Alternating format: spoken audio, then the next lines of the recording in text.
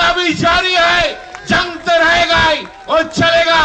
मोदी जी आप किसी को नहीं, अब ममता बनर्जी और तृणमूल कांग्रेस को डराना नहीं सकेगा। हम लोग लड़ेंगे, जंग लड़ेंगे, जितना खून तबीयत से और खून जरूरत होगा तो हम इस शरीर से निकलेंगे। भारतवर्ष को कम्युनल फोर्स का विरुद्ध में পশ্চিমবঙ্গ সংখ্যালঘু তৃণমূল কংগ্রেস সেলের উদ্যোগে আজকের এই প্রতিবাদ সভা, যে ওয়াকফ অ্যামেন্ডমেন্ট বিল 2024 নিয়ে আসা হয়েছে তারই বিরুদ্ধে প্রতিবাদ সভা। আমাদের সবার প্রিয় নেত্রী মমতা বন্দ্যোপাধ্যায়ের নির্দেশে আজকে এই সভা উদ্যোগ নিয়েছে মুশারফ ফিরোজ হাকিম, তিনিও একটু পরে এসে পৌঁছবেন। মঞ্চে উপস্থিত রয়েছে আমাদের সাংসদ।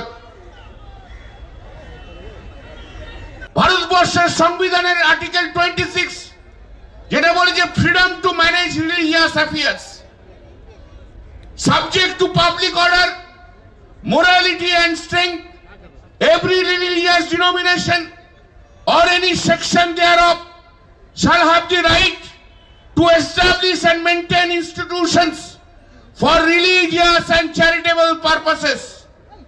তাহলে একজন মুসলিমের তার অধিকার রয়েছে যে ধর্মীয় প্রতিষ্ঠানে যেখানে ওয়াকফ সম্পত্তি দেওয়া হয় যার উদ্দেশ্য হচ্ছে রিলিজিয়াস এবং চ্যারিটেবল পারপাস এবং সোশ্যাল পারপাস, ব্যক্তিগত নয়, সেই পারপাস যখন রয়েছে তাহলে আমার মানে মুসলিমের যদি সেই সম্পত্তি যে আঘাত দেওয়া হয়, সেই রিলিজিয়াস ফেথকে যদি কোনো ডাইরেক্টলি আর ইনডাইরেক্টলি যদি আঘাত করা হয় তাহলে সেই চিন্তা ভাবনা, সেই বিল, সেই আইন ভারতবর্ষের সংবিধানের 26 নম্বর ধারার ভায়োলেট করে।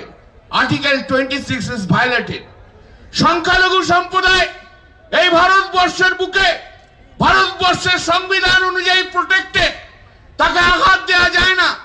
আমি হিন্দু হলেও আমার যদি মন্দির থাকে, আমার যদি জায়গা থাকে, আমার যদি ধর্মীয় আবেগ থাকে, সেই আবেগকেও যেমন কেউ আঘাত দিতে পারে না আর্টিকেল 26 অনুযায়ী, তেমনি একটি মুসলিম সম্প্রদায়ের মানুষ তার ধর্মের আবেগকে নষ্ট করা যায় না, কোনো আবেগকে নষ্ট করা যায় না।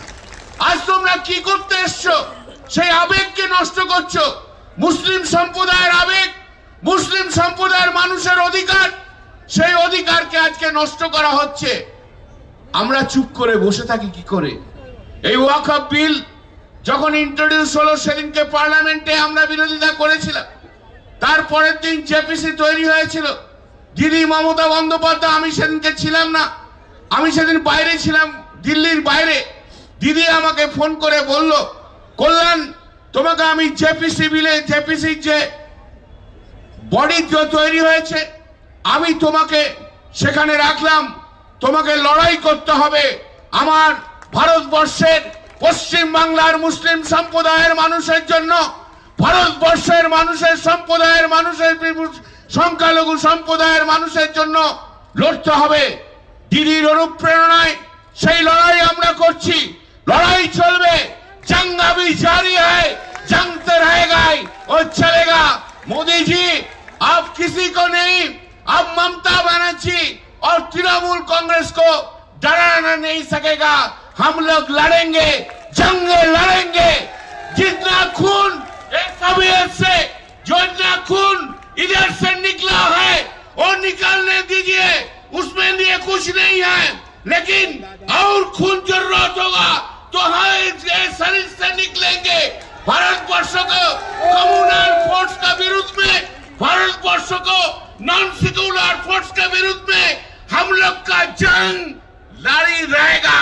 ये जंग बंद नहीं होगा, ये जंग बंद नहीं होगा।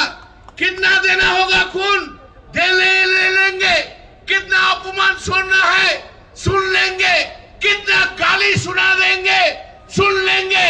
पार्लियामेंट के अंदर में जितना मर्जी आप कीजिए, जरूरत हम लोग पीछे घूम के नहीं देखते हैं, क्योंकि जानते हैं देश का जनता, देश का मुस्लिम, देश का हिंदू हम लोग का साथ है, हम लोग आगे बढ़ेगा।